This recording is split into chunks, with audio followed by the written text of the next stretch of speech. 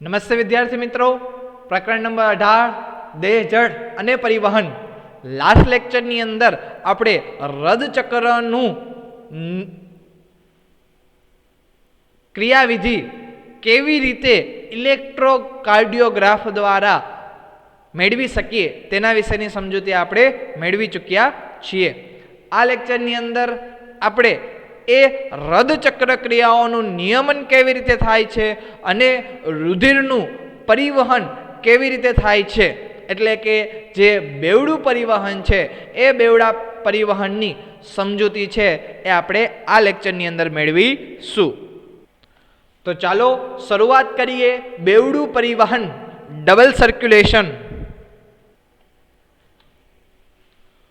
રુધિર છે એ આપણને ખબર છે કે એ રુધિર વાહિનીઓના કોઈ એક ચોક્કસ માર્ગ દ્વારા જ વહન પામે છે, જેને સામાન્ય રીતે આપણે ધમનીઓ અથવા તો શિરાઓ કહીએ છીએ. કારણ કે સસ્તનની અંદર, મનુષ્યની અંદર બંધ પ્રકારનું રુધિર પરિવહન તંત્ર હોવાને લીધે રુધિર છે એ રુધિર વાહિનીઓ દ્વારા જ વહન પામે છે. ધમનીઓ દ્વારા સામાન્ય રીતે શુદ્ધ રુધિરનું વહન થાય છે અને મોટા ભાગની જે શિરાઓ છે એ અશુદ્ધ રુધિરનું વહન કરે છે. મૂળભૂત રીતે જો આપણે ધમની અને શિરાને જોઈએ તો એની અંદર 3 પ્રકારના આવરણો છે એ આવરણો જોવા મળે છે. જેમાંનું સૌથી અંદરનું આવરણ કે જેને આપણે ટ્યુનિકા ઇન્ટિમા એટલે કે સૌથી અંદરનું લાદીસમ અંતઃછદ પેશીનું બનેલું હોય. બરાબર છે? કેવા પ્રકારની પેશી છે? લાદીસમ અંતઃછદ પેશી છે કે જે સૌથી અંદરની બાજુએ છે. અંદરની બાજુએ છે એટલે એને આપણે ઇન્ટિમા કહીએ છીએ. ટ્યુનિકા ઇન એટલે કે અંદર, અંદરની બાજુએ જોવા મળે છે એટલે ઇન્ટિમા. અને આ જે છે એ સામાન્ય રીતે આપણને ધમની તેમજ શિરા બંનેની અંદર છે એ જોવા મળે છે. દાખલા તરીકે આ જે રુધિરવાહિની છે એ રુધિરવાહિનીનો આપણે આડો છેદ છે એ આડો છેદ લીધેલો છે અને એની અંદર આપણે જે રચના છે એ રચના જોઈએ છીએ. તો એની અંદર તમે જોઈ શકો છો કે સૌથી અંદરની બાજુએ જે સ્તર છે એટલે કે ટ્યુનિકા ઇન્ટિમા કે જે લાદીસમ અધિચ્છદ પેશીનું અંતઃછદ હોય છે, તેની અંદરની બાજુએ વાત કરીએ તો એન્ડોથેલિયમ પ્રકારના જે કોષો છે જે સામાન્ય રીતે રુધિરના કોષો છે એ જોવા મળે છે. ત્યારબાદ મધ્યનું સ્તર, બીજું સ્તર એટલે કે ટ્યુનિકા મીડિયા. બરાબર છે? આ ટ્યુનિકા મીડિયા છે એ સરળ સ્નાયુ અને સ્થિતિસ્થાપક તંતુઓનું મધ્ય સ્તર છે. એટલે કે અંદરનું સ્તર લાદીસમ અધિચ્છદ પેશીનું બનેલું છે જેને આપણે ટ્યુનિકા ઇન્ટિમા કહીએ છીએ, જ્યારે મધ્યનું સ્તર છે એ ટ્યુનિકા મીડિયા તરીકે ઓળખાય છે અને સામાન્ય રીતે તે સરળ સ્નાયુઓનું અને સ્થિતિસ્થાપક તંતુઓનું છે એ બનેલું હોય છે. એટલે કે સરળ સ્નાયુઓને ઇંગ્લિશમાં સ્મૂધ મસલ તરીકે ઓળખવામાં આવે છે, જ્યારે એ જે સરળ સ્નાયુઓ છે એ અંદરની બાજુએ અને બહારની બાજુએથી એક્સટર્નલ ઇલાસ્ટિક મેમ્બ્રેન કે જે બહારની બાજુએ હોય છે અને ઇન્ટરનલ ઇલાસ્ટિક મેમ્બ્રેન કે જે અંદરની બાજુએ હોય છે, જેને આપણે સ્થિતિસ્થાપક તંતુઓ કહીએ છીએ, એ સ્થિતિસ્થાપક તંતુઓ દ્વારા છે એ સરળ સ્નાયુઓનું મધ્ય સ્તર છે જેને આપણે ટ્યુનિકા મીડિયા તરીકે છે એ ઓળખીએ છીએ. તો એ મધ્યમાં આવેલું હોય છે. ત્યારબાદ કોલાજન તંતુઓ યુક્ત તંતુમય સંયોજક પેશીઓનું સૌથી બાહ્ય સ્તર કે જેને સામાન્ય રીતે આપણે ટ્યુનિકા એક્સટર્ના તરીકે ઓળખવામાં આવે છે. એટલે કે સૌથી બહારની બાજુએ જે છે એ આપણને કોલેજન તંતુઓનું સ્તર છે એ જોવા મળે છે અને આ કોલેજન તંતુઓનું સ્તર સૌથી બહારના બાજુએ હોવાથી તંતુમય સંયોજક પેશીનું બનેલું હોવાથી તેને આપણે ટ્યુનિકા એક્સટર્ના બહારની બાજુએ છે એટલે કહીએ છીએ. આ ત્રણેય સ્તરમાંથી સૌથી પાતળું સ્તર મધ્ય સ્તર હોય છે અને એ મધ્ય સ્તર શિરાઓની અંદર જ એ તુલનાત્મક રીતે છે એ પાતળું સ્તર હોય છે. એટલે કે જો શિરાઓમાં ટ્યુનિકા મીડિયા મધ્ય સ્તર જો જોવામાં આવે તો સામાન્ય રીતે પાતળું હોય છે, જ્યારે ધમનીઓની અંદર એ જાડું હશે. તો આ શિરાઓ અને ધમનીઓ દ્વારા જ રુધિરનું પરિવહન છે, રુધિરનું પરિવહન થાય છે. સૌ પ્રથમ જમણા ક્ષેપક દ્વારા પંપ કરવામાં આવેલું રુધિર ફુફુસ્ય ધમનીમાં છે એ દાખલ થાય છે. આ આપણે હૃદચક્રની અંદર પણ વાત કરેલી હતી કે સામાન્ય રીતે RA એટલે કે રાઇટ એટ્રિયમ જમણું કર્ણક, RV રાઇટ વેન્ટ્રિકલ જમણું ક્ષેપક, LA લેફ્ટ એટ્રિયમ ડાબું કર્ણક અને LV લેફ્ટ વેન્ટ્રિકલ ડાબું ક્ષેપક. તો સામાન્ય રીતે જે RV એટલે કે જમણું ક્ષેપક, જમણા ક્ષેપક દ્વારા જે પંપ કરવામાં આવેલું જે રુધિર છે એ ફુફુસ ધમનીની અંદર જાય છે. અને તેવી જ રીતે ડાબા ક્ષેપકનું જે રુધિર હોય એ રુધિરને પંપ કરવાથી એ મહાધમની તરફ છે એ મહાધમની તરફ મોકલે છે, જેને આકૃતિમાં જ પૃષ્ઠ મહાધમની તરીકે છે એ ઓળખવામાં આવે છે. એટલે કે ઓક્સિજન વિહીન રુધિર ફુફુસ્ય ધમની દ્વારા ફેફસામાં આવે છે. અહીંયા તમે જોઈ શકો છો કે જ્યારે જમણું ક્ષેપક છે એ ફુફુસ્ય ધમનીને રુધિર આપે છે એ O2 વિહીન રુધિર હોય છે. એ O2 વિહીન રુધિર ફેફસામાં જાય છે. શા માટે ફેફસામાં જાય છે? કારણ કે ત્યાં O2 વિહીન રુધિર છે એ O2 યુક્ત રુધિરની અંદર ફેરવાશે. એટલે કે એ જે રુધિર કે જે ફેફસા પાસે જાય છે એ ઓક્સિજન યુક્ત થઈ ફરીથી ફુફુસ શિરા દ્વારા ડાબા કર્ણકમાં છે, ડાબા કર્ણકમાં આવે છે. ફેફસા છે, ફેફસા પાસે O2 વધુ હોવાના કારણે એ O2 છે એ રુધિરની અંદર એડ કરે છે, એટલે કે ભેળવી દેશે. અને પછી એ જે શુદ્ધ થયેલું જે રુધિર છે અથવા તો ઓક્સિજન યુક્ત જે રુધિર છે એ ઓક્સિજન યુક્ત રુધિર ફુફુસ્ય શિરા દ્વારા છે એ ફરીથી ડાબા કર્ણકની અંદર છે, ડાબા કર્ણકની અંદર દાખલ કરવામાં આવે છે. અને સામાન્ય રીતે આ જે પરિવહન છે એટલે કે જમણા ક્ષેપકમાંથી ઓક્સિજન વિહીન રુધિર ફુફુસ્ય ધમનીમાં, ત્યાંથી ફેફસા પાસે, ફેફસા દ્વારા ઓક્સિજન યુક્ત રુધિર છે એ ફુફુસ્ય શિરા દ્વારા ફરીથી ડાબા કર્ણકમાં આવે છે. આ જે પરિવહનનો માર્ગ છે એ પરિવહનના માર્ગને ફુફુસ્ય પરિવહન કહે છે. કારણ કે એ હૃદયમાંથી ફેફસામાં અને ફેફસામાંથી ફરીથી હૃદયની અંદર છે એ રુધિરનું પરિવહન કરાવે છે. તેથી આપણે તેને ફુફુસ્ય પરિવહન તરીકે ઓળખીએ છીએ. એવી જ રીતે ઓક્સિજન યુક્ત જે રુધિર છે એ ઓક્સિજન યુક્ત રુધિર મહાધમની દ્વારા ધમનીઓ, ધમનિકાઓ અને રુધિર કેશિકાઓના ઝાડામાંથી પેશીઓમાં આવે છે. એટલે કે ઓક્સિજન યુક્ત રુધિર જે પૃષ્ઠ મહાધમનીમાં જે છે, જે ડાબા કર્ણકમાંથી ડાબા ક્ષેપકમાં અને ત્યારબાદ ડાબા ક્ષેપકમાંથી પૃષ્ઠ મહાધમનીમાં છે, પૃષ્ઠ મહાધમનીમાં દાખલ થાય છે. એ પૃષ્ઠ મહાધમની આગળ જઈને ધમનીઓ છે, ધમનિકાઓ અને ધમનિકાઓ છે રુધિર કેશિકાઓની અંદર વિભાજિત સતત થયા કરે છે.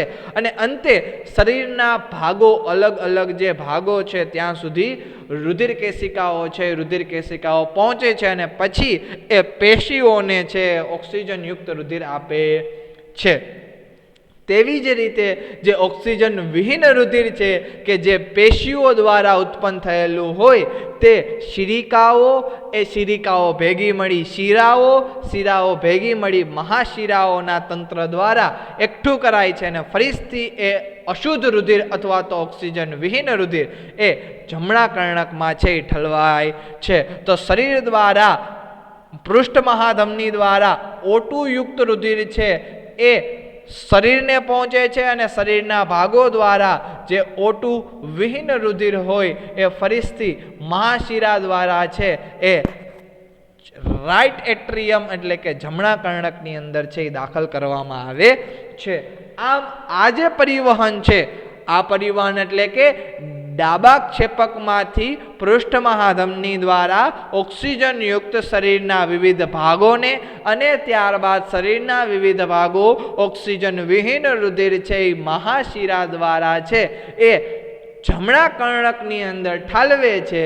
તો આ જે પરિવહન છે દૈહિક અથવા તો પ્રણાલીગત પરિવહન કહે છે, કારણ કે દેહની અંદર શરીરની અંદર થાય છે, તેથી તેને લીધે આપણે એને દૈહિક અથવા તો પ્રણાલીગત પરિવહન છે એના તરીકે ઓળખીએ છીએ. આ ઉપરાંત આકૃતિની અંદર તમને ધમની અને શિરા છે એ શિરાનો આડો છેદ છે એ બતાવેલો છે. તો એની અંદર તમે જોઈ શકો છો કે શિરાની જે ગુહા છે શિરાની ગુહા વધુ પહોળી હશે, જ્યારે સરળ સ્નાયુઓનું જે સ્તર છે એ સ્તર પાતળું હોવાના કારણે એ ગુહા છે ગુહા મોટી થાય છે, જ્યારે ધમનીઓની અંદર ગુહા નાની હોય છે અને સરળ સ્નાયુઓનું સ્તર છે એ જાડું હોય છે, જેના કારણે એ રુધિર છે એ ધમનીમાંથી ધીમે ધીમે પસાર થશે, જ્યારે શિરામાંથી છે એ ઝડપથી પસાર થશે. અને રુધિર કેશિકાઓ છે રુધિર કેશિકાઓનું બહારનું સ્તર જે છે એ સામાન્ય રીતે એન્ડોથેલિયમ કોષોનું છે બનેલું હોય છે. અને આમ ઓક્સિજન યુક્ત અને ઓક્સિજન વિહીન રુધિર છે તેનું અલગ અલગ પરિવહન થવાને કારણે તેને આપણે બેવડું પરિવહન તરીકે ઓળખીએ છીએ. પરંતુ આ બેવડા પરિવહનનું કાર્ય શું? તો કે સામાન્ય રીતે જે દૈહિક પરિવહન છે કે જેના હૃદય દ્વારા શરીરના વિવિધ ભાગો સુધી ઓક્સિજન યુક્ત રુધિર પહોંચાડવામાં આવે છે, તો એ દૈહિક પરિવહનમાં તેની સાથે સાથે પોષક ઘટકો, ઓક્સિજન અને અન્ય જરૂરી ઘટકો છે એ પેશીઓ સુધી છે પહોંચાડવામાં આવે છે. ત્યારબાદ ત્યાંથી મુક્ત થતું જે કાર્બન ડાયોક્સાઇડ છે અને અન્ય હાનિકારક પદાર્થો છે એ પદાર્થોને દૂર કરી ફરીથી એ હૃદયમાં છે અથવા તો ત્યાંથી ફેફસામાં છે લઈ જવામાં આવે છે. આ ઉપરાંત એક વિશિષ્ટ પ્રકારનું સંવાહિની જોડાણ પાચન માર્ગ અને યકૃત વચ્ચે પણ જોવા મળે છે, જેને સામાન્ય રીતે આપણે યકૃત નિવાહિકા તંત્ર કહીએ છીએ. એટલે કે પાચન માર્ગ અને યકૃત વચ્ચે છે એક પ્રકારની સંવાહિની જોવા મળે છે, એક વિશિષ્ટ પ્રકારની સંવાહિની જેને આપણે યકૃત નિવાહિકા તંત્ર તરીકે ઓળખીએ. સામાન્ય રીતે આ યકૃત નિવાહિકા તંત્રની અંદર જે યકૃત નિવાહિકા શિરા છે એ રુધિરને દૈહિક પરિવહનમાં ઠાલવતા પહેલા આંતરડામાંથી યકૃતમાં લાવે છે, કારણ કે આંતરડાની અંદર રહેલા જે નકામા પદાર્થો જે છે એ નકામા પદાર્થોનું વિઘટન છે એ વિઘટન યકૃતની અંદર થાય છે અને ત્યારબાદ એ યકૃત નિવાહિકા શિરા યકૃતમાંથી હૃદયમાં છે એ શિરા દ્વારા રુધિર છે એ ઠાલવે છે. આ ઉપરાંત યકૃત નિવાહિકા તંત્ર ઉપરાંત આપણા શરીરમાં એક વિશિષ્ટ પ્રકારનું રુધિરવાહિની તંત્ર પણ આવેલું હોય છે અને આ રુધિરવાહિની તંત્ર ફક્ત રુધિરને હૃદ સ્નાયુ પેશીઓમાં લઈ જાય છે અને પાછું લાવે છે. એટલે કે હૃદયમાંથી જે રુધિર નીકળે છે તેને પાછું હૃદય સ્નાયુ પેશી સુધી લઈ જવા માટે પણ એક અલગ તંત્રનો વિકાસ કરવામાં આવેલો છે, જેને સામાન્ય રીતે રુધિરવાહિની તંત્ર કહે છે, જેની અંદર ધમની છે એ હૃદયમાંથી શુદ્ધ રુધિર, ઓક્સિજન યુક્ત રુધિર છે એ ફરીથી હૃદ સ્નાયુ પેશીઓ પાસે લઈ જાય છે અને શિરાઓ દ્વારા એ જે અશુદ્ધ રુધિર હોય એ અશુદ્ધ રુધિર છે એ પાછું હૃદયની અંદર છે, એ હૃદયની અંદર ઠાલવે છે. કારણ કે હૃદય પણ એક પ્રકારની પેશી છે. જો પેશીઓને કાર્ય કરવું હોય તો એટીપી એટલે કે શક્તિ ઉર્જાની જરૂર પડે અને એ ઉર્જા છે એ ઓક્સિજન દ્વારા અને ખોરાકનું વિઘટન કરવાના કારણે જ મળી શકે છે. એટલે હૃદય પણ રુધિરનો છે એ ઉપયોગ કરે છે, પરંતુ એ હૃદ રુધિરવાહિની તંત્ર દ્વારા છે એ તેનો ઉપયોગ કરશે. તો અહીંયા બેવડું પરિવહન એટલે કે ડબલ સર્ક્યુલેશનનો જે ટોપિક છે એ પૂર્ણ થાય છે. હવે આજે બેવડું પરિવહનની જે ક્રિયાવિધિ છે એ ક્રિયાવિધિનું નિયમન કોણ કરે છે તો તેના વિશેની સમજૂતી છે તે આપણે મેળવીએ. તો ચાલો શરૂ કરીએ. હૃદ ક્રિયાઓનું નિયમન એટલે કે બેવડા પરિવહનની જે ક્રિયાવિધિ છે તેનું નિયમન કોના દ્વારા છે? હૃદયની જે સામાન્ય ક્રિયાઓ છે એ સામાન્ય બધી ક્રિયાઓ આંતરિક રીતે નિયમન પામે છે. એટલે કે હૃદય જ પૂર્ણ ક્ષમતા ધરાવે છે કે તે પોતાનું નિયંત્રણ છે પોતાની રીતે કરી શકે છે. તો આવું શા માટે છે? કારણ કે હૃદયની અંદર વિશિષ્ટ પ્રકારના સ્નાયુઓ એટલે કે ગાંઠ પેશી છે, એ ગાંઠ પેશી આવેલી છે જે સ્વયં રીતે પોતાનું નિયમન છે એ નિયમન કરે છે.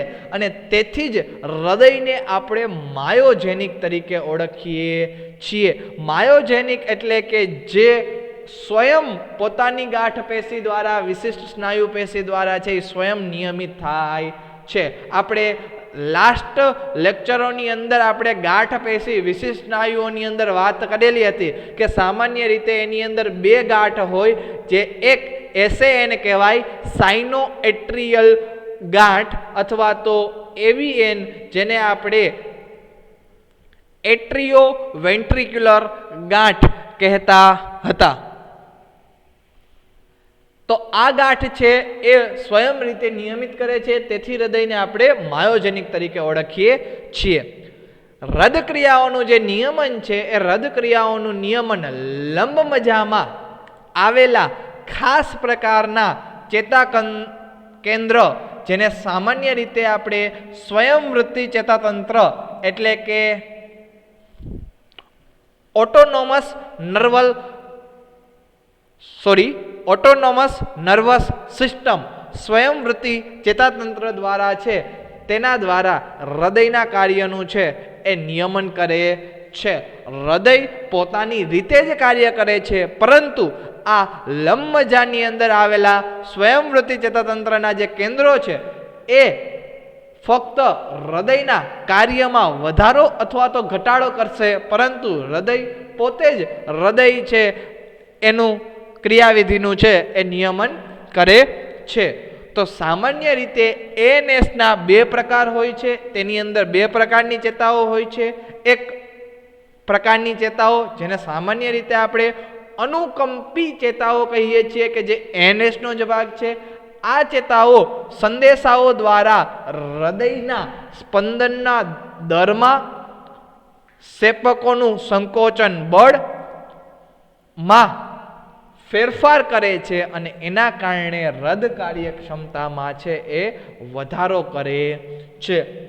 એટલે કે અનુકંપી ચેતાઓ જે છે એ અનુકંપી ચેતાઓ હૃદયના જે ધબકારાનો દર છે, જે સ્પંદનોનો દર છે એની અંદર વધારો કરશે.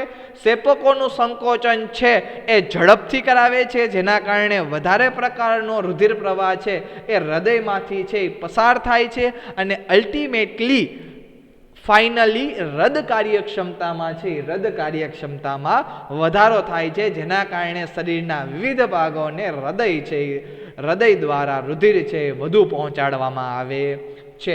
આવી જ રીતે જે એડ્રિનલ ગ્રંથિ છે એ એડ્રિનલ ગ્રંથિના મજ્જકનો ભાગ પણ અંતઃસ્ત્રાવો છે એ અંતઃસ્ત્રાવો મુક્ત કરે છે, જેને સામાન્ય રીતે આપણે એડ્રેનાલિન અંતઃસ્ત્રાવ કહીએ છીએ.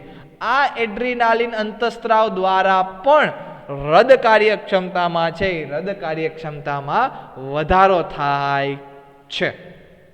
એવી જ રીતે એએનએસના બીજી ચેતાઓ જેને સામાન્ય રીતે આપણે પરાનુકંપી ચેતાઓ કહીએ છીએ, તો પરાનુકંપી ચેતાઓ પણ એએનએસનો છે બીજો ભાગ છે, જેના દ્વારા ફરીથી હૃદયના સ્પંદનોના દર, સક્રિય કલા વિસ્થિતિમાનની વાહકતાની ગતિ અને અલ્ટિમેટલી હૃદ કાર્યક્ષમતામાં છે હૃદ કાર્યક્ષમતામાં ઘટાડો થાય છે. એટલે કે જો પરાનુકંપી ચેતા દ્વારા સંદેશાઓ મોકલવામાં આવે તો હૃદયના સ્પંદનોનો દર ઘટશે, તેના કારણે સક્રિય કલા વિસ્થિતિમાનની વાહકતાની ગતિ છે એ ઘટે છે, અને એ ઘટવાના કારણે સેપકના સંકોચનનું જે બળ છે એ પણ ઘટે છે, અને અલ્ટિમેટલી હૃદ કાર્યક્ષમતા છે એ હૃદ કાર્યક્ષમતામાં ઘટાડો થાય છે.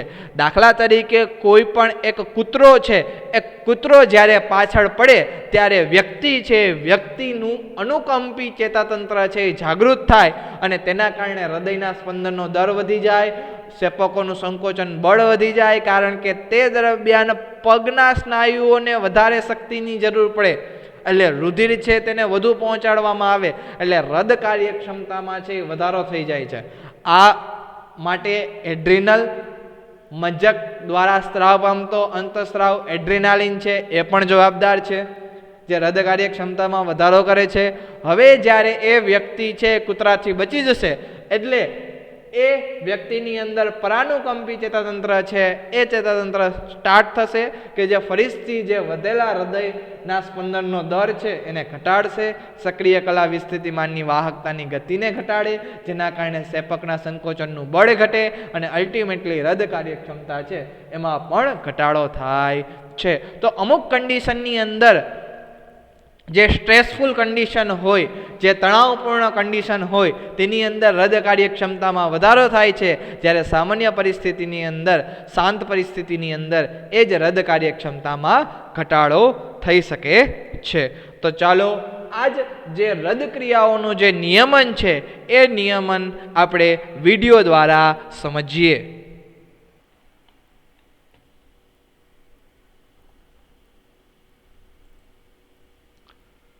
હૃદય છે એ હૃદય માયોજનિક છે, કારણ કે હૃદય પોતાનું નિયમન છે સ્વયં રીતે કરી શકે છે. એટલે કે હૃદય છે એ પોતે હૃદ કાર્યક્ષમતાને વધારી પણ શકે છે, હૃદ કાર્યક્ષમતાને ઘટાડી પણ શકે છે. આ માટે જવાબદાર લંબમજ્જાની અંદર આવેલા ચેતા કેન્દ્ર, જેને સામાન્ય રીતે મેડ્યુલા ઓબ્લાંગાટા એટલે કે લંબમજ્જા, એ ચેતા તંત્ર દ્વારા અનુકંપી ચેતાતંત્ર અને પરાનુકંપી ચેતાતંત્ર દ્વારા હૃદ કાર્યક્ષમતાની નિયમન છે એ નિયમન થાય છે. સામાન્ય રીતે અનુકંપી ચેતાતંત્ર છે એ હૃદ કાર્યક્ષમતામાં વધારો કરે છે, હૃદયના સ્પંદનના દરમાં વધારો કરે છે, સેપકોનું જે સંકોચન બળ છે એમાં વધારો કરે છે, જેના કારણે હૃદ કાર્યક્ષમતા છે એ હૃદ કાર્યક્ષમતા વધે છે. આ ઉપરાંત અંતઃસ્ત્રાવો, એડ્રિનલ મજ્જકના એડ્રિનાલિન અંતઃસ્ત્રાવો પણ હૃદ કાર્યક્ષમતામાં વધારો કરે છે. તેવી જ રીતે જે પરાનુકંપી ચેતાતંત્ર હોય છે, પરાનુકંપી ચેતાતંત્ર જેને પેરાસિમ્પેથેટિક નર્વ કહે છે, તે ફરીથી જે હૃદ કાર્યક્ષમતા છે એ હૃદ કાર્યક્ષમતાને ઘટાડે છે, એટલે કે હૃદ કાર્યક્ષમતા છે એ સામાન્યમાં લઈ આવે છે. એટલે કે પેરાસિમ્પેથેટિક નર્વ્સ એટલે જેને આપણે પરાનુકંપી ચેતાતંત્ર કહીએ છીએ, અને સિમ્પેથેટિક નર્વ જેને આપણે અનુકંપી ચેતાતંત્ર કહીએ છીએ, અને બંને જ્યારે સાથે મળે ત્યારે સામાન્ય રીતે એને આપણે સ્વયંવૃત્તિ ચેતાતંત્ર એટલે કે એએનએસ ઓટોનોમિક નર્વસ સિસ્ટમ એએનએસ દ્વારા છે એ હૃદયની ક્રિયાવિધિ છે એ ક્રિયાવિધિનું નિયમન છે થાય છે. તો હૃદયની ક્રિયાવિધિનું નિયમન છે એ ટોપિક અહીંયા પૂર્ણ થાય. નેક્સ્ટ લેક્ચરની અંદર આપણે આ ચેપ્ટરનો સૌથી છેલ્લો ટોપિક એટલે કે પરિવહન તંત્રને લગતી અનિયમિતતાઓ જે છે તેના વિશેનો અભ્યાસ છે એ કરીશું.